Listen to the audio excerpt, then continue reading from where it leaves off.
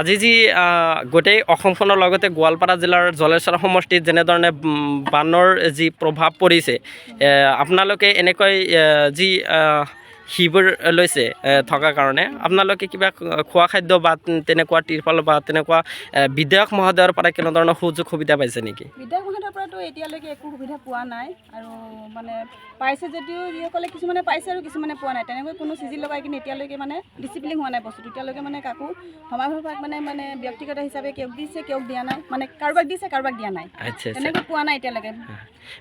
আমাৰ শহু শাহু আছে, মা বাবা আছে, আমাৰ কিমানখিনি মানুহ পানীত এতিয়া মানে কেনেকুৱা অৱস্থাত আছোঁ, কিমান কষ্টত আছোঁ, খোৱাৰ বোৱাৰ ৰন্ধা বাঢ়ি সকলোতে কষ্ট আছে। গৰু ছাগলী কিমান ত্ৰিপাল বোলে আহিছে কৈছে, কিন্তু পোৱা নাই এতিয়ালৈকে বৰ্তমান। আচ্ছা, বিধায়কে ইফালে আহি পৰিদৰ্শন কৰিছে নেকি? আপোনালোকৰ সমস্যা সম্পৰ্কে ইয়াত সুধিছে নেকি আহি কিনে?